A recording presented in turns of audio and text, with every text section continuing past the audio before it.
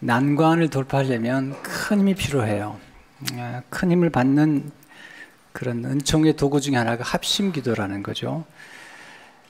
에스더가 그리고 유다 민족이 어려움을 겪었을 때 에스더가 시내와 더불어 합심기도하고, 그리고 전 수산에 있는 유다인들과 더불어 합심해서 기도하는 가운데 난관을 돌파하는 것을 보게 됩니다.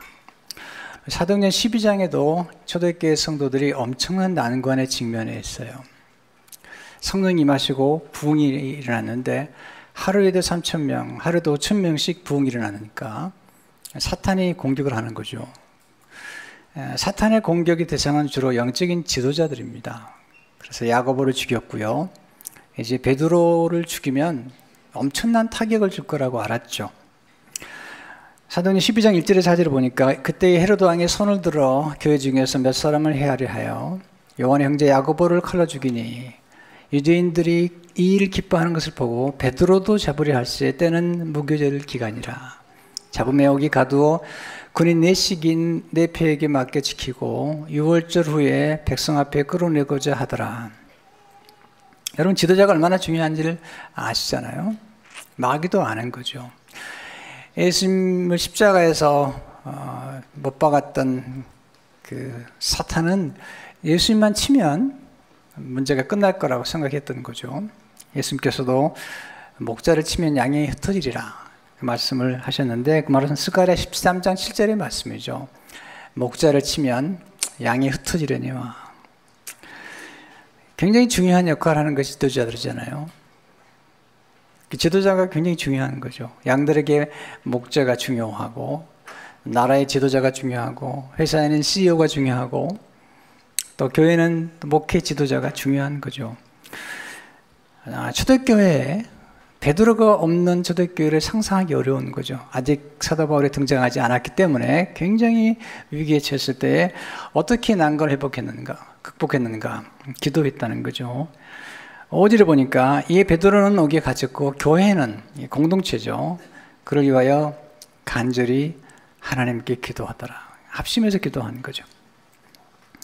합심기도가 뭘까요? 왜 이렇게 중요할까요? 첫째로 합심기도는 하나님의 마음을 움직이는 기도 합주회와 같은 거예요. 독주하는 게 아니고 여러 악기가 합주하는 게 합주회처럼 기도도 혼자 할 수 있지만 합심해서 기도할 때에 더 큰 능력이 있는 거죠. 예수님은 제자들에게 합심해서 기도하라고 권면하셨어요. 마태복음 18장 19절에 보니까 진실로 다시 너희에게 이르노니 너희 중에 두 사람이 땅에서 합심하여 무엇인지 구하면 하늘에 계신 내 아버지께서 그들을 위하여 이루게 하시리라. 여기 합심이라는 헬라어에서 나온 단어가 시너지라는 단어입니다. 시너지란 말은 상승 효과가 나타나는 거예요. 하나 더하기 하나가 둘이 아니라 하나 더하기 하나가 둘인 건 맞는데 그 상승 효과가 엄청나다는 거죠. 고든 맥도날드 목사님 신책에 보면은 이 상승 효과에 대해서 이렇게 기록하고 있어요. 수레를 끄는 말 한 마리는 2톤 무게의 짐을 옮길 수 있는데 마구에 매인 2마리의 말이 함께 일하면 23톤의 무게를 옮길 수 있다. 한 마리면 2톤인데 2마리만 4톤이어야 되잖아요. 근데 2마리가 함께 힘을 합하니까 23톤의 무게를 옮길 수 있다는 거죠. 우리 보통 이제 그 차를 탈 때 4기통이다, 6기통이다, 8기통이라고 얘기하면서 그 실린더 엔진의 그 힘을 마력이라고 그러잖아요.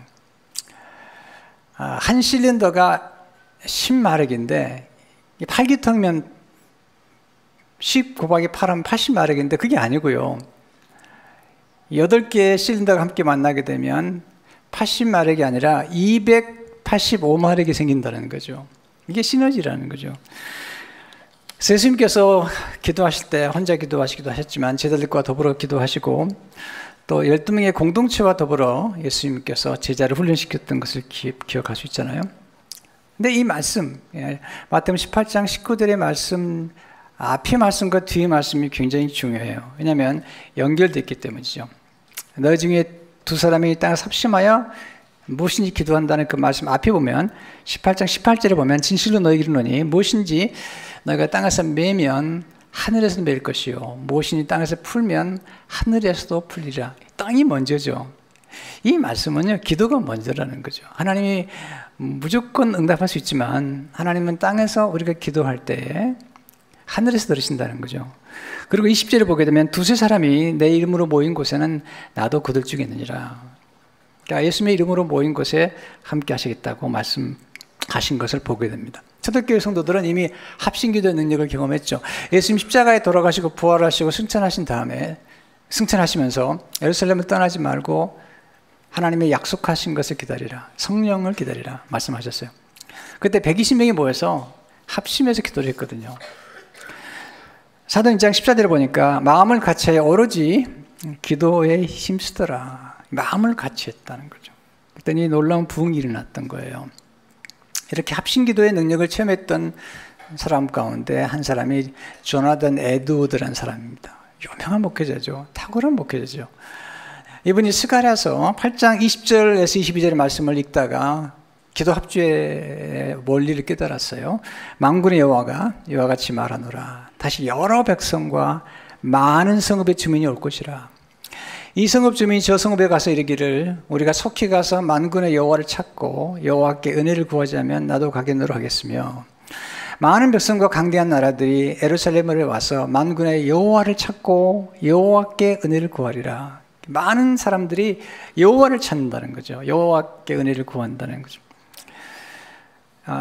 이 말씀을 통해서 기도 합주회를 생각했는데 합주회는 뭐죠? 사전에 보니까 합주회는 두 가지 이상의 악기를 중심으로 하는 연주회죠. 독주가 아니고요. 여러 악기를 더불어서 연주하는 거죠. 조나단 에드워드는 구약의 그 제사 제도가 점점 폐지되면서 신약에 와서 신약에 드는 예배 가운데 제일 중요한 게 뭘까? 기도로 봤던 거죠. 그 책에 보니까 구약의 제사 제도가 폐지된 복음의 시대에 교회가 하나님께 드린 예배의 주된 요소가 기도라는 것이다. 그래서 이들은 스가랴의 예언이 큰 신앙 부흥과 함께 하나님께 대한 참된 예배와 교인 수가 증가하는 것과 수많은 사람들이 우상 숭배로부터 참되신 하나님께 대한 예배로 돌아올 것에 대한 예언만으로 이해되어야 한다고 생각합니다. 이 세 가지가 강조되는데요.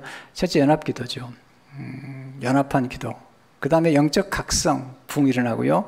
그리고 세계복음화가 이루어지는데 저는 에드워드 목사님이 주도했던 이 기도 합주회는 처음에 2년 동안 시도해봤고요. 놀라운 역사가 있으니까 또 7년 동안 연장을 합니다. 그때 놀라운 부흥이 일어나고요. 또 다시 7년을 연장하죠. 저희 교회도 지금 예배를 드리는 이 시간에 수십 명이 지금 모여서 기도하고 있어요. 매 예배 때마다 수십 명이 모여서 기도 합주회로 기도를 드리고 있는데 놀라운 일이 연합하는 가운데 이루어지는 것을 보게 돼요. 두 번째 핵심 기도는 하나님께 나아가서 드리는 기도죠. 하나님께. 5절을 보면 이에 베드로는 어깨에 갇혔고 교회는 그를 위하여 간절히 하나님께 기도하더라. 너무나 당연한 얘기 같죠? 당연하지 않아요. 여러분 기도해 보시면 알지만 여러분 기도하는 것도 힘들고요. 여러분 기도하기 위해서 눈을 감으면 누가 떠오르시나요? 하나님이 떠오르시나요? 아니면 송중기가 떠오르시나요? 유시진이가 떠오르나요? 여러분 태양의 후예를 좋아하는 것 같은데 사람들이. 여러분이 기도할 때에 하나님이 떠올라야지. 영화 배우들이 자꾸 떠오른다는 것은 여러분들이 드라마 속에 빠져 있다는 거예요. 여러분 설교 30분 그 길다고 불평하시면 안 돼요. 드라마는 열심히 보시면서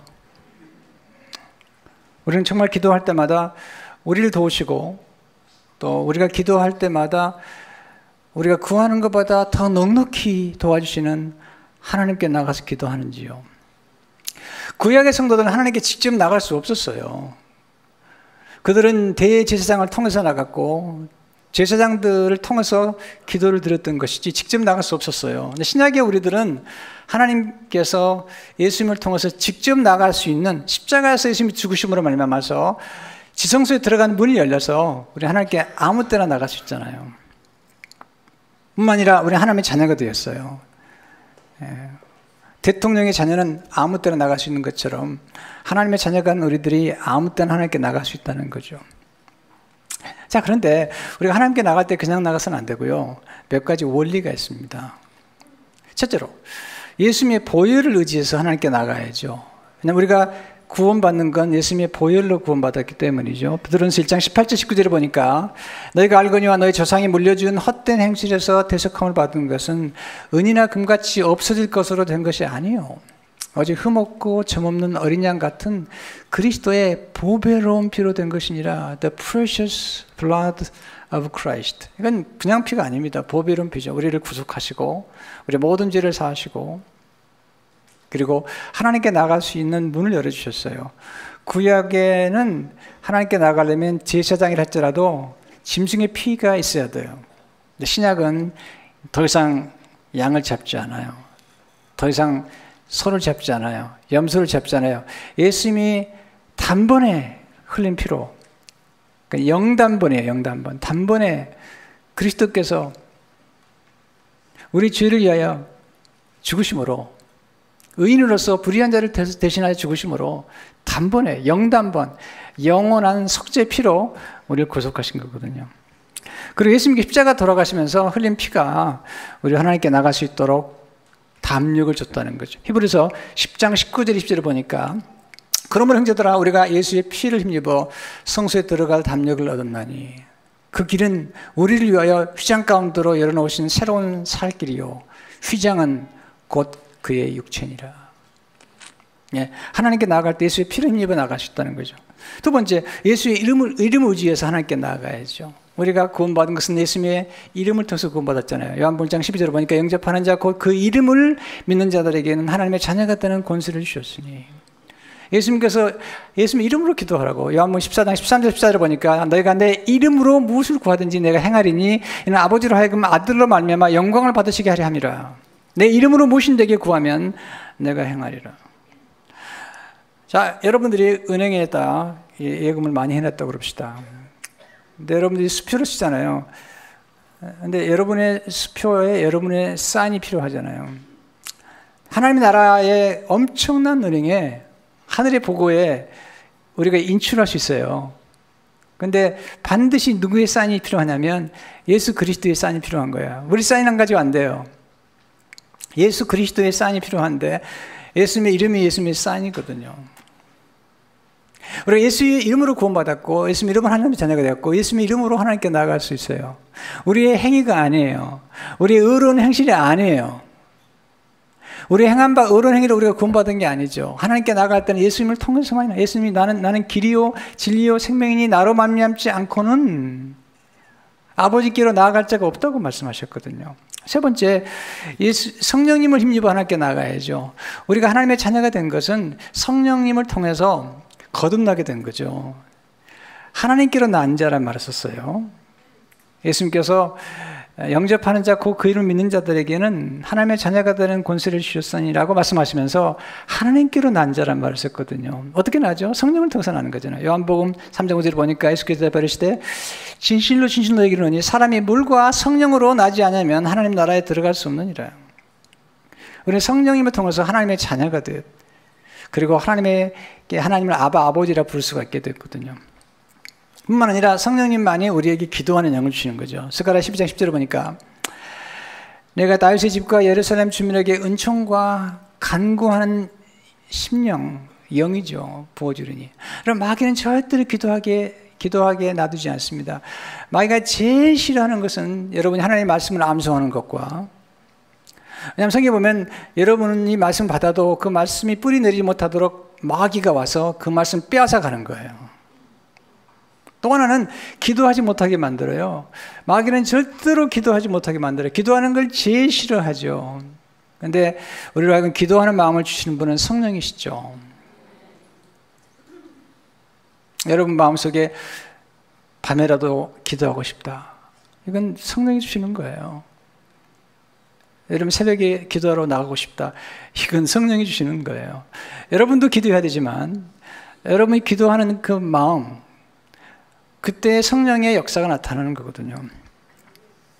그래서 우리가 하나님께 나갈 때 성령 안에서 나가는 거죠. 에베소 2장 8절을 보니까 이는 그로 말미암아 우리 둘이 이방인과 유대인이 한 성령 안에서 아버지께 나아감을 얻게 하려 하심이라. 에베소 6장 18절을 보니까 모든 기도와 간구를 하되 항상 성령 안에서 기도하고 이를 위하여 깨어 구하기를 항상 힘쓰며 여러 성도를 위하여 구하라. 우리 하나님께 나아갈 때 그냥 나가면 안 돼요. 예수님의 보혈을 의지하고 예수님의 이름을 의지하고 예수님 이름으로 기도할 뿐만 아니라 성령 안에서 기도해야 되는 거죠.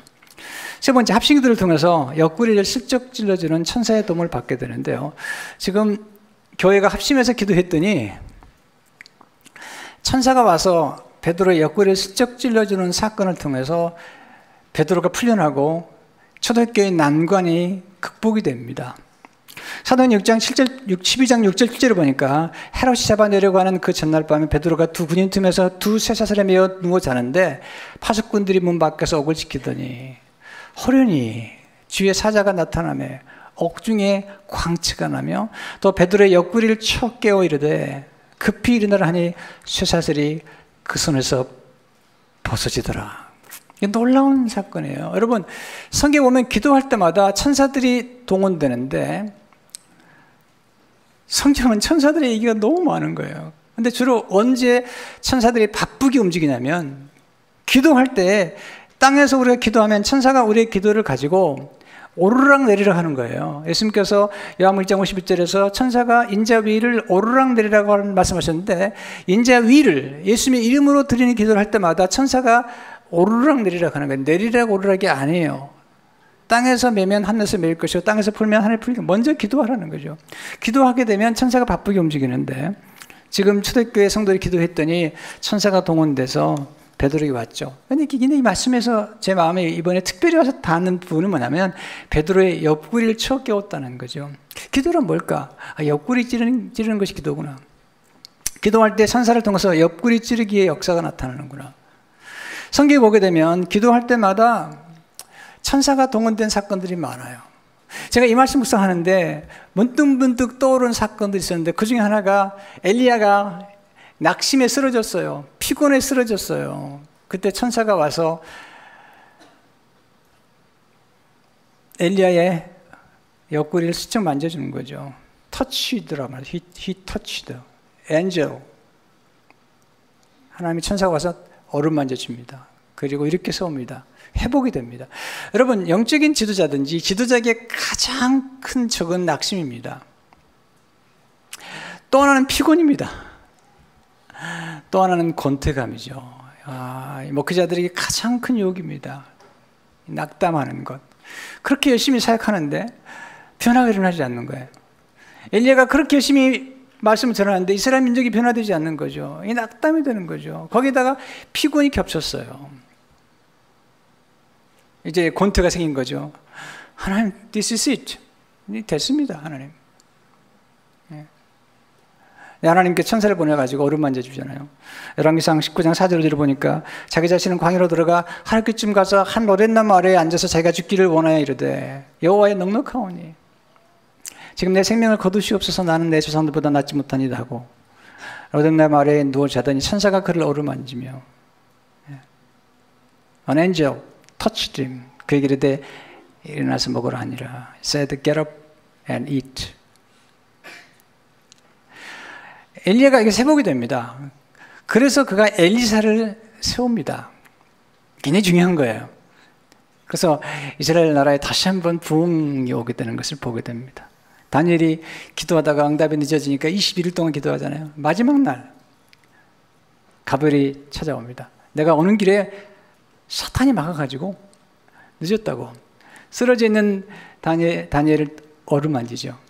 은총을 크게 받은 자야. 어루만졌더니 다니엘이 힘을 얻습니다. 그 다니엘의 기도로 말미암아서 이스라엘 민족이 70년 동안 포로로 끌려갔던 그들이 풀려납니다. 하나님의 약속이 기도하는 사람 통해서 이루어지는데 다니엘의 기도로 이루어지는 거죠. 야곱이 기도하잖아요. 20년 동안 풀지 못했던 형 에서와의 싸움, 기도하자 북강에서 하나님이 천사를 보내가지고 환도뼈를 친다고요. 근데 야곱은 좀 세게 친 것 같아요. 말을 잘 안 들으니까 약간 세게 친 것 같아요.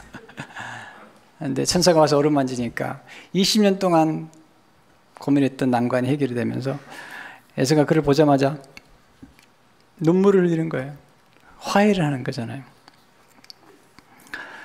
제가 이 말씀 묵상하는 중인데 이 옆구리를 쳐주고 옆구리를 만져주는 게 이거 기도구나. 그래서 이번 설교 제목을 제가 이렇게 정했어요. 처음에 난관을 돌파하는 옆구리 찌르기 기도. 근데 좀 이게 어색하더라고요. 약간 촌스럽기도 하고 약간 좀 그래서 멋있게 기도 합주를 바꿨죠. 근데 이 옆구리를 슬쩍 찔러주는 천사의 이런 일들이 요즘 와서 이 경영가들 가운데, 미국의 경영가들 가운데 굉장히 회자되는 단어 중 하나가 넛지란 단어입니다. 리차드 탈러라는 사람하고 카스 손스타인이라는 사람이 쓴 책이 요즘 아주 꽤 많이 읽어지고 있는데 넛지라는 책이죠. 넛지란 뭘까요?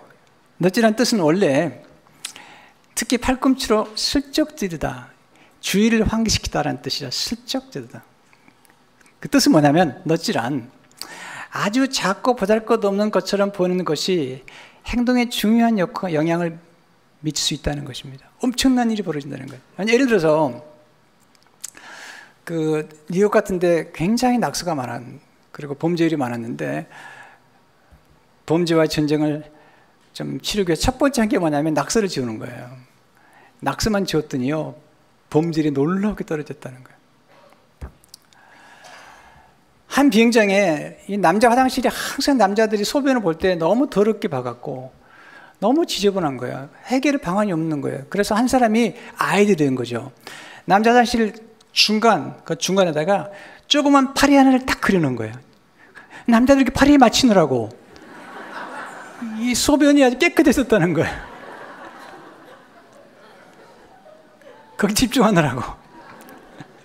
이 작은 것이 얼마나 놀라운 파장을 일으키는지 보여주는 예화를 듣고 있는 거잖아요. 제가 한국에 나가시피 하는데 이제 산에 가서 내려오는 길에 잠깐 화장실 들렸더니 거기 이렇게 글이 하나 써 있는데 그 길이 너무 좋았어요. 네. 아름다운 사람은 머물다 간 자리도 아름답대요. 네. 어디서 있냐면 화장실에 써 있어요. 화장실 좀 깨끗이 쓰라고. 아름다운 사람은 머물다 간 자리도 아름답다.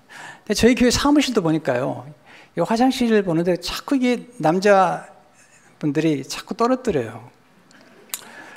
그래서 그 앞에다 써놨습니다. 아름다운 사람은 머물다 간 자리도 아름답다. 그대로는 굉장히 깨끗해졌어요. 그때 어떤 분이 거기다 아래 또 아래 하나 더 썼더라고요. 조금만 더 가까이.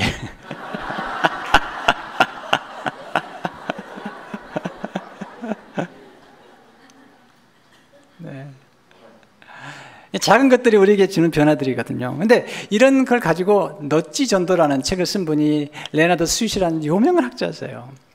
넛지 전도, 쿡 찔러주라는 거죠. 그분은 넛지는 이렇게 얘기하고 있습니다. 넛지 전도는 서로를 일깨워 이미 계신 하나님을 알게 하는 것이다. 넛지 전도는 사람들 쿡쿡 찔러 그들 삶에서 하나님 주신 사명에 주의를 기울이고 새로운 현실과 새 생명을 낳는 그 새로운 계획에 응답할 필요성을 깨닫게 한다. 여러분 그런 경험 해본 적이 없어요? 저는 여러 번 경험했어요.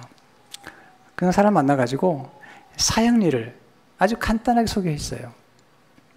근데 놀라운 사실은요, 이미 준비가 다 돼 있던 것처럼 눈물을 쏟는데요, 눈물을 쏟고 예수님 영접하는데 제가 복음을 제시하고 제가 놀라는 거예요. 오, 그냥 슬쩍 찔러주는 거죠.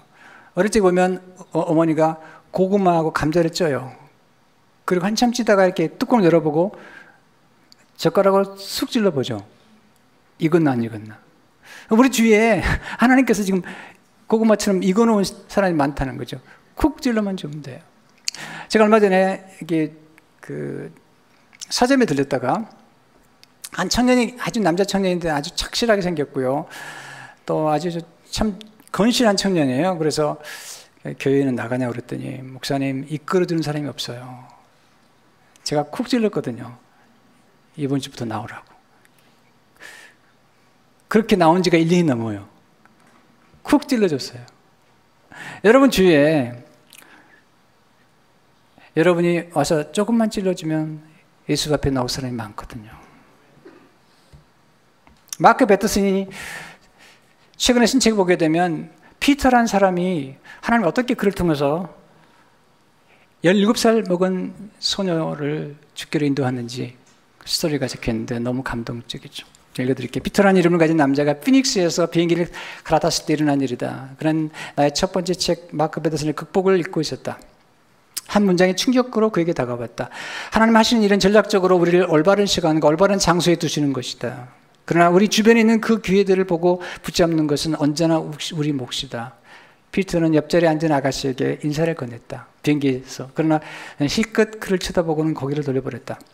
마치 비행기에서 내릴 때까지 제발 나에게 말을 걸지 마세요. 그리고 팔걸이는 내 거예요 라고 말하는 것 같았다. 그러나 성령께서는 계속해서 팔꿈치로 피터의 옆구리를 찌르셨다. 피터는 그녀를 화나게 할까 봐 두려웠지만 성령님을 화나시게 할 것이 더 두려웠다. 그래서 그는 몸을 기울이며 말했다. 내가 참견한 일은 아니라는 건 잘 알지만 왠지 학생의 마음이 무거워 보이네요. 혹시 낯선 사람에게라도 털어놓고 싶은 말이 있다면 내가 열심히 들어드리지요. 17살 된 그 여학생은 자신이 임신 3개월이고 지금 집에서 도망쳐 나오는 길이라고 솔직히 털어놓았다. 그녀 남자친구는 부추김하죠. 내가 알아서 하라고만 했다는 것이다. 그는 아침에 아버지의 신용카드를 훔쳐 라스베가스 비행기표를 끊었다. 그곳에 가서 낙태 수술을 받을 계획이었다. 피터는 걱정하고 있을 부모님께 전화하라고 그녀를 설득했다. 그녀의 부모는 그 다음 비행기를 타고 집으로 오면 딸과 손녀, 그 아이, 임신한 아이를 받아들이겠다고 설득했다. 한 생명, 아니 어쩌면 두 생명이 그날 구원을 받았다. 한 남자가 생명을 구원하기에 하나님 비행기사까지 배정하시는 것을 깨달았기 때문이었다. 그리고 우리가 그러한 거룩한 옆구리 찌르기에 순종할 때 우주의 주인께서는 그의 병사들을 전략적으로 배치해 원수의 계획을 저지하십니다. 여러분, 이 성령께서 감동을 주셨던 그 감동으로 17살 난 소녀가 구원을 받게 됐고 또 그 아이 안에 있던 생명이 빛을 보게 된 거죠. 우리가 기도할 때 이런 놀라운 일들이 벌어지는 거죠. 근데 사도행전 12장에 보게 되면 여러분 이 스토리 잘 아시잖아요. 베드로가 이제 쇠사슬이 풀리고 세문이 열리면서 그 이제 풀려 나오잖아요. 감옥에서. 놀라운 일이죠. 그리고 아무리 봐도 이것은 하나님이 하신 걸 알았고요. 그래서 초대교회 성도들이 모여서 기도하는 곳으로 간 거죠. 마가의 다락방에 간 거죠. 갔더니 이 로데가 나오는 거죠. 근데 특별히 다른 사람 얘기를 별로 기록하지 않고 이 로데라고 하는 어린 소녀, 영어에 보면 계집종이에요. 종, 여종이란 말입니다. 이 스토리를 쓰고 있죠. 사도행 12장 13절 15절을 보니까 베드로가 대문을 두드린데 로데라는 여자아이가 영접하러 나왔다가 베드로의 음성인 줄 알고 기뻐하여 문을 미처 열지 못하고 달려들어가 말하되 베드로가 대문 밖에 섰더라 하니 그들이 말하되 내가 미쳤다 하나. 아니 기도하고도 응답받았는데 미쳤다고 그래. 여자애는 알지 말하되 참말이라 하니 그들이 말하되 그러면 그의 천사라 하더라. 여러분 우리가 기도하고도 잘 안 믿을 수가 있어요. 어떤 분 기도하고 나서요 응답이 없으니까 그러더래요. 그럴 줄 알았다고. 여러분 많이 기도하면서도 하나님이 응답하지 않을 거라는 이상한 잘못된 확신을 가지고 기도할 때가 얼마나 많아요. 근데 여기서 왜 이 로데라는 이 계집종의 이야기를 기록했을까요? 누가가? 기호는 거기에 수많은 성도들이 모여서 합심기도를 했지만 그 기도에 불을 붙였던 믿음의 사람은 바로 로데였다는 거예요. 로데가 믿고 기도함으로 그 믿음의 공동체에 불을 붙였다는 거죠. 아레 토리 목사님은 기도와 영역이라는 책에서 로데라는 이 어린 소녀의 이야기를 이렇게 아름답게 기록하고 있습니다. 로데라는 이름의 의미는 장미꽃이라는 뜻이다. 로데는 정말 하나님께 향기나는 장미꽃이다. 비록 하찮은 종의 신분이지만 하나님께 대한 믿음과 사랑과 확신의 향기가 항상 솟아나고 있었다. 정말 이 믿음의 향기보다 더 하나님을 기쁘게 드리는 향기는 없다. 감동적인 스토리죠. 근데 제가 이 말씀 묵상하는 중에 문득 예수님의 십자가가 떠올랐어요.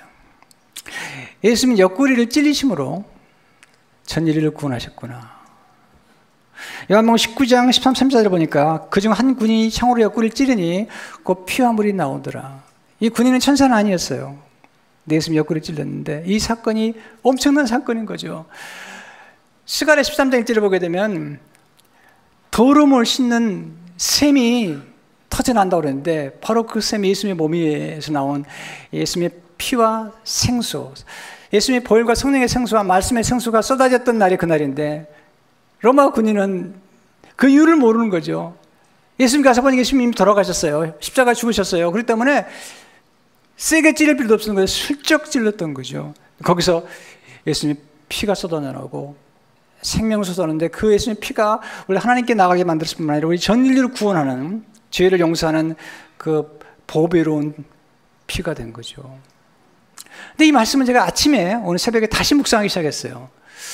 묵상하다가 오늘 새벽에 다시 깨닫는 게 뭐냐면 성경 전체 이야기는 어떻게 보면 옆구리 찌르기 이야기 같다 생각이 들었어요. 떠올랐던 그림이 있었습니다. 첫째 그림은 하나님께서 첫 번째 아담이 독처하는 게 좋지 않아서 하와라는 아내를 주기 위해서 그의 옆구리를 찔러서 갈비뼈를 꺼내가지고 아내를 만들죠. 하와를 만들죠. 그리고 이 여인을 가리켜서 그를 돕는 배필이라는 말을 쓰죠. 돕는 배필. 근데 이게 돕는 배필이라는 말, 이게 굉장히 중요한 말이거든요. 왜 결혼 생활에서 아내가 중요한가? 물론 이게 돕는 배필은 남편도 아내를 도와야 되지만 아내가 남편을 돕는 이 내조라는 게 왜 이렇게 중요한가? 여러분, 돕는다는 것은 힘이 없으면 도울 수 없습니다. 여기서 말한 돕는 배필이라는 에젤이라는 히브리어가 어떤 언어냐면 하나님이 우리를 도우실 때 사용하는 그 도움과 똑같다는 거죠. 시편 46편 1절에 보면 하나님은 우리의 피난처시 힘이시니 환난 중에 만날 큰 도움이시라 라고 할 때 큰 도움이라고 할 때 도움이라는 말이 에젤이에요. 시편 111편에 보면 내가 눈을 향하여 산을 들리라, 산을 눈을 들리라. 내가 내 나이 돔이 어디서 고 나이 돔이 천지를 지신 여호와께로 말미암는다. 천지를 지신 여호와께로 말미암 그 도움의 에젤이라는 거죠. 오늘 또 보세요. 이 로데라고 하는 한 자매, 에스더라고 하는 한 여인, 한나라는 여인. 여러분, 인류 역사상 이 여인들의 역할이 얼마나 큰데, 여러분 탁월한 인물들의 배우에는 탁월한 내주가 있다는 사실을 모르십니까? 뿐만 아니라 탁월한 자녀들 외에는 배우에는 반드시 훌륭한 엄마가 있다는 사실 모르십니까? 여러분, 처녀는 약할지 모르지만 아내는 강하고요. 그리고 아줌마는 더 강하고요. 그리고 엄마는 진짜 강한 거예요. 그게 에제르죠.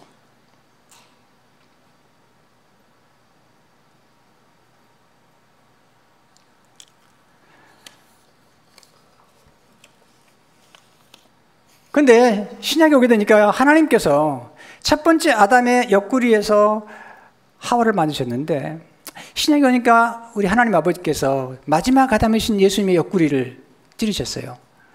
그리고 거기서 만든 게 뭐냐면 신부를 만들었는데 교회입니다. 교회가 왜 그렇게 중요한 거죠? 여러분, 교회가 오늘 우리 시대에 우리를 돕는 에제르라는 거예요.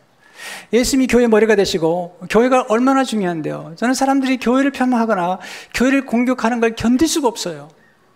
이 교회는 모든 만물을 위해서 만물을 충만케 하는 충만일 뿐만 아니라 이 교회를 통해서 우리에게 영생을 주시고 생명의 떡을 주시고 우리가 생명수를 마시도록 도와주는 것이 교회잖아요. 물론 교회가 문제가 있죠. 로컬 처치가 문제가 없겠어요.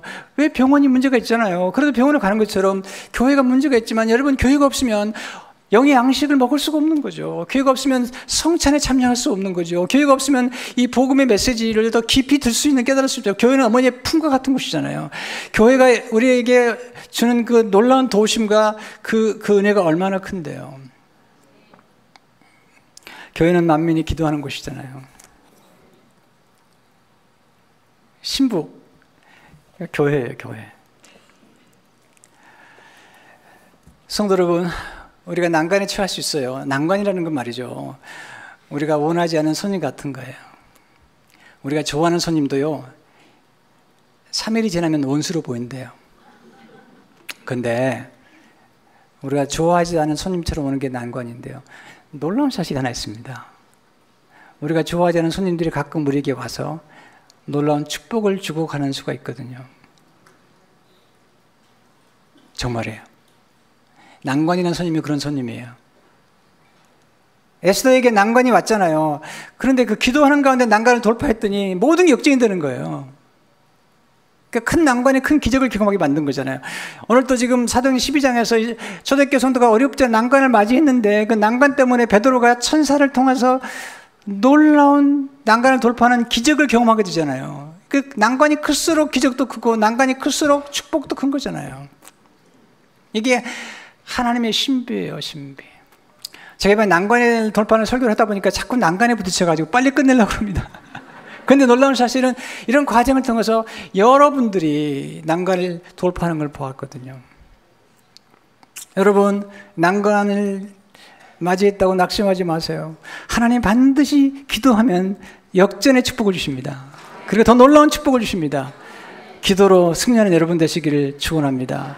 하나님 아버지, 난관을 돌파하는 가운데 하나님의 은혜를 더 경험했던 백성들, 기도의 사람들을 기억합니다. 또 하나님 어린 여종 로데를 기억합니다.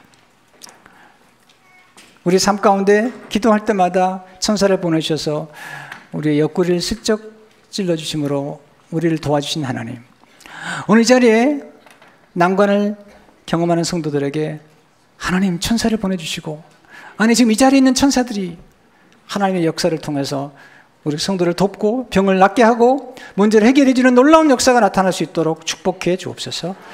예수 이름으로 기도합니다.